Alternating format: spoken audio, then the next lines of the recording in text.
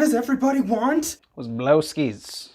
Blow jobs. That's what everybody wanted, because Al Snow had a head, called it head, got the Pro wrestling's the best thing in the world.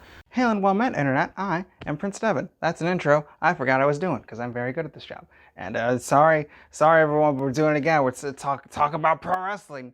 It can't stop, won't stop. Can't put this guy down who's undefeated and I quit matches. It's me. My goal here today is to create a wrestling video that's both interesting enough and short enough, if we're being honest, that even my friends who don't care about wrestling can still find the video entertaining. And that's all of my friends.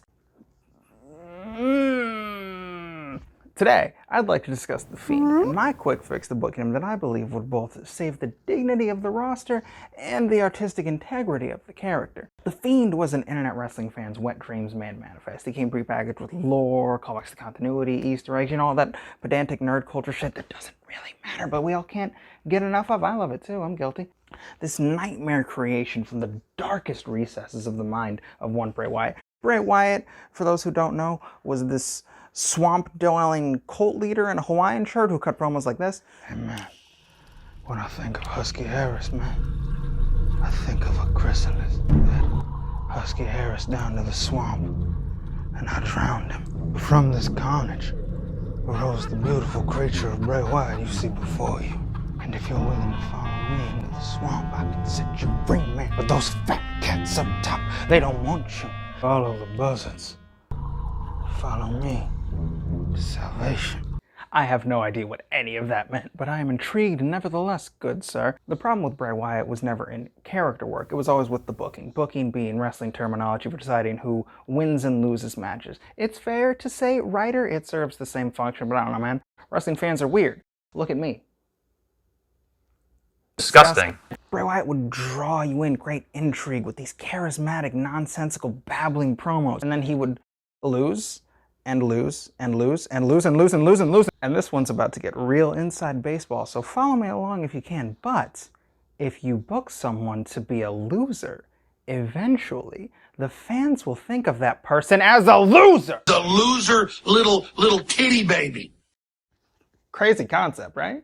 Eventually Bray Wyatt went out with an injury, but when he came back, it got a character repackage. The Firefly Funhouse was introduced, and Bray became this overly enthusiastic, easily excitable Mr. Rogers type. But there was always this looming sense of dread. Something always felt a little off-kilter. I do not trust this man. I think it's the white dreadlocks. Okay, listen, ignoring cultural appropriation, because I feel like the type of people who would get dreadlocks aren't going to be compelled by that, but it's bad for your hair. It's bad for your hair. It is not a healthy thing to do for your hair. Selfishly, for your own sake, you shouldn't do it. It's a bad look. It smells bad, and again, it's bad for your hair. Just don't do it. Just don't do it. Littered throughout these segments were allusions to Bray Wyatt's past fans, and even some not so subtle takedowns of the corporate structure. Who is this money-hungry devil man? I don't get it. Remember the time Vince McMahon booked himself in a feud with God? He wrestled God. He wrote that and made it happen. But more than this, something new was teased. Another worldly force that would possess the vestige of Bray Wyatt. Something that existed to either heal or hurt his enemies. The Fiend. The Fiend made his official debut at SummerSlam 2019. A lantern made of the severed head of the Bray Wyatt character. A reappropriation of the sins of his past, now used to light his way through the darkness onto bigger and better things. And then WWE did everything super right, and the video ends here.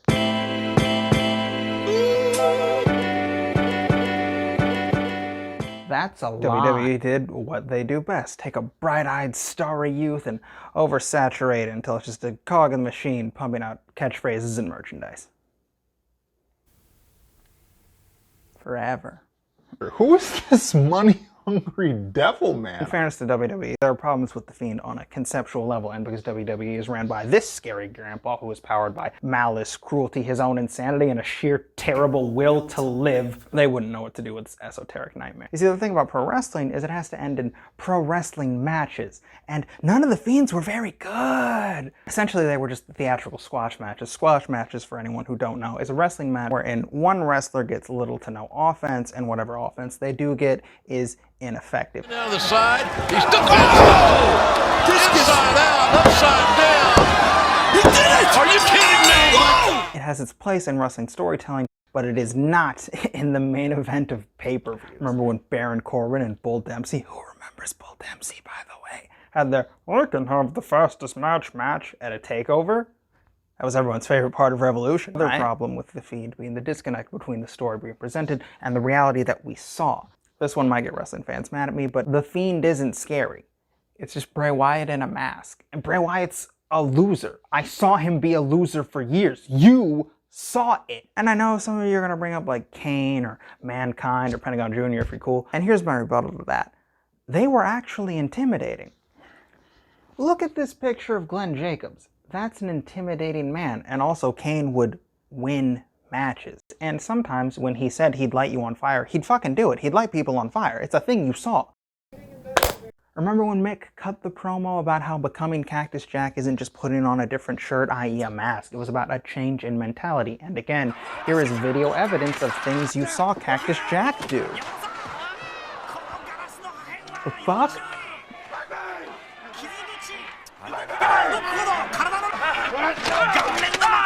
And Pentagon Jr. is not scary because he's a skeleton ninja luchador that makes him fucking awesome. He's scary because he wrestles like a sadistic son of a bitch who will break your arm and laugh at your pain. You saw it. This is some crazy creature that should be locked up somewhere and throw away the key. The reality we have known for years is that Bray Wyatt is a loser. Why should a roster full of wrestlers who have soundly beat him in some cases now be scared to have another match with him just because he put on a Halloween mask?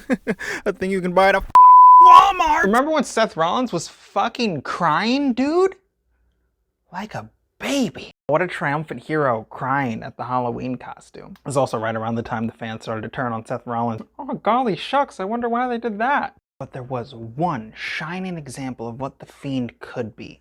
The Firefly Funhouse match against John Cena! He's gonna get in the ring! The man many say handed Bray the first loss and sent his career spiraling towards the disaster it is today. The Firefly Funhouse match was not a wrestling match. It was this sort of surrealist, esoteric short film. A slow, methodical character dissection and assassination of John Cena and his WWE as a whole. And love it or hate it, it A, was the most memorable thing The Fiend has ever done, and B, elicited a strong emotional response from everyone watching. And that is what The Fiend should be, an esoteric nightmare. Having The Fiend only come out for this style of match eliminates both of the biggest problems. You don't have to worry about having boring wrestling matches if they're not technically wrestling matches, and it doesn't have all of your wrestlers look like loser little titty babies. Look, it's weird that the idea of having a wrestling match puts wrestlers into a state of bedwetting panic. It's kind of the job, and it happens every week.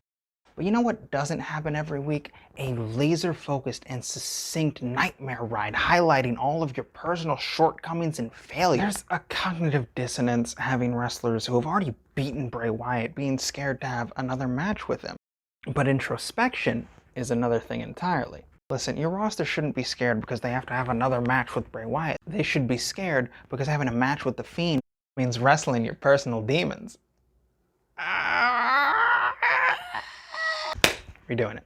I'm sorry to say it, but Bray Wyatt is not the most technically gifted wrestler of all time. But hey man, neither are many of my favorites. But he is an intensely creative person with a keen eye for character work and continuity. Play to his strengths, minimalize his weaknesses. That is the heart and soul of good booking.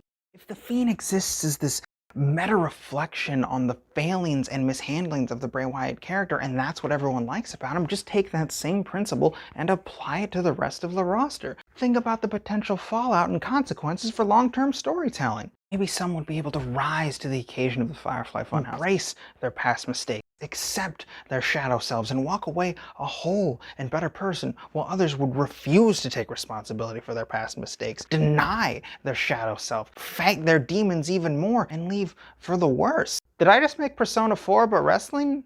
So Persona 4 Arena? Oh, but that's awesome. Come on! Isn't that so much better than The Fiend losing to Goldberg at Saudi Arabia or losing to Randy Orton in an underwhelming match? Wasn't the whole what's the point of a character revamp for Bray Wyatt if he's just gonna keep losing?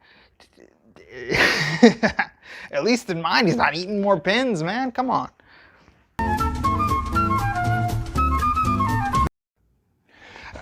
Thank you so much for watching. If you liked the video, maybe like the video, do all the YouTube stuff, hit the bell, subscribe. Hey man, if you want to send me kind words through a text, I love and appreciate every bit of positive reinforcement I get. But if you comment it on the video, that helps the channel the most. So it would mean that much more to me. Thank you very much for watching. Stick around.